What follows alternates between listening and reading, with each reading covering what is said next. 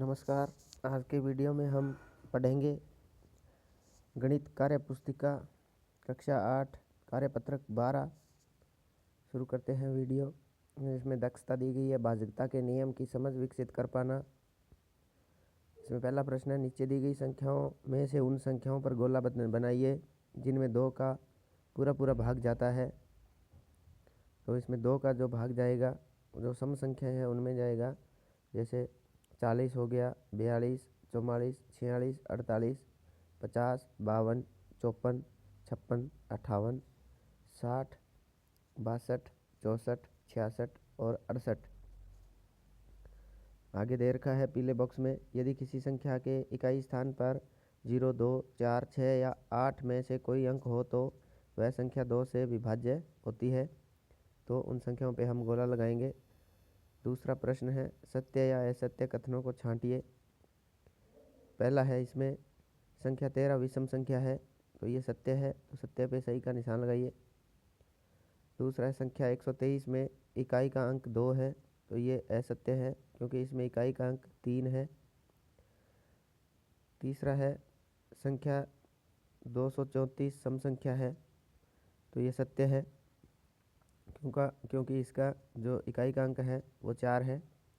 उसके बाद चौथा है, वह संख्या जिसमें इकाई का अंक 2 है वह सम संख्या है तो ये भी सत्य है, तो सत्य पे सही का निशान लगाएंगे।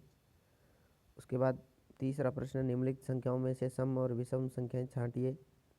संख्याएं दी गई है, इनमें से सम संख्याएं हैं वो सम है, वो है 12, 164, 7004, 60, 888 और 7382।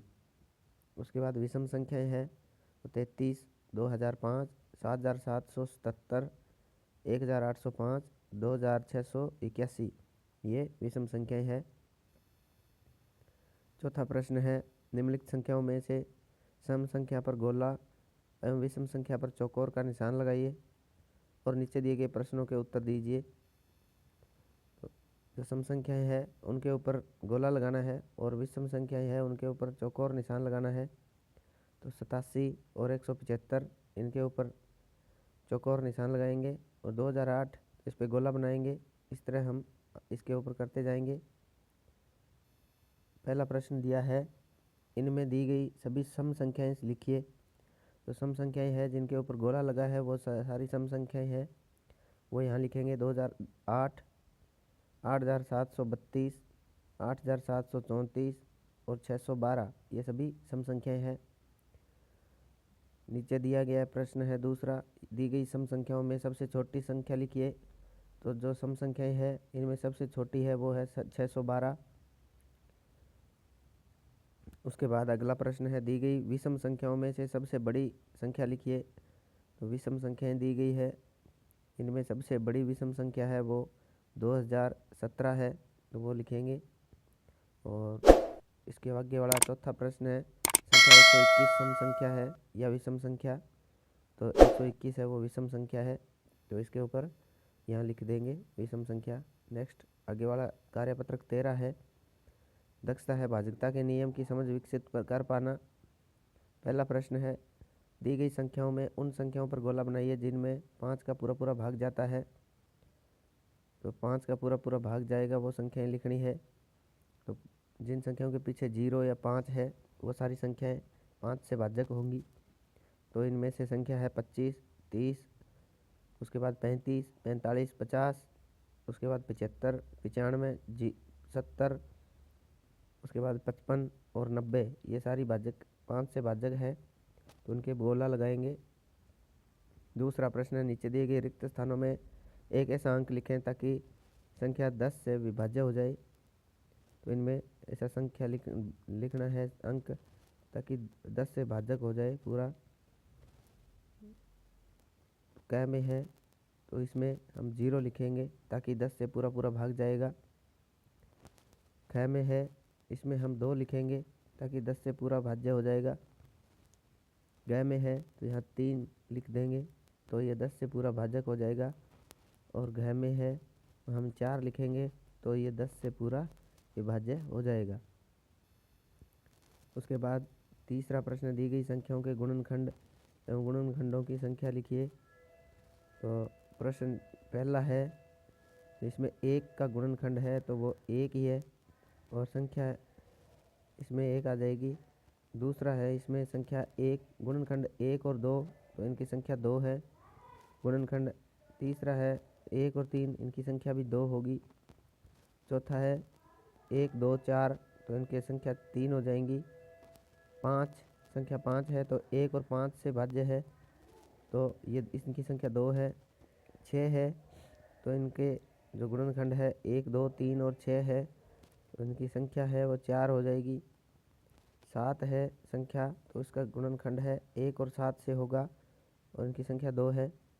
आठ है तो एक दो और चार, एक दो चार और आठ से ये भाजक है, तो इनकी संख्या चार है। उसके बाद संख्या नौ दी गई है, गुणनखंड एक तीन और नौ है, तो तीन, इनकी संख्या तीन हो गई।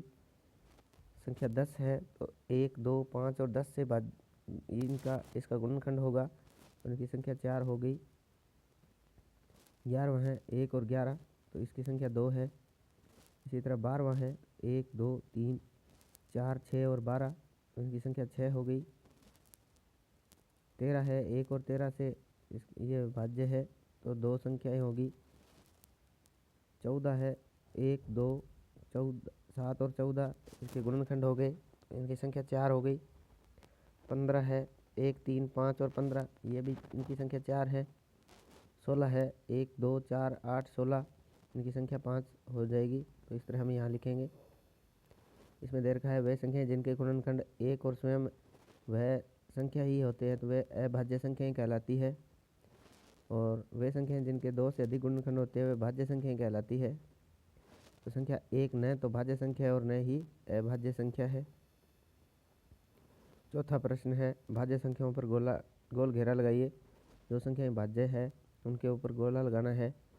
तो संख्या 4 6 8 9 10 12 14 15 16 18 20 21 22 24 25 26 27 28 30 32 33 34 35 36 38 39 40 42 44 45 46 48 49 50 51, ये सभी भाज्य संख्याएं हैं।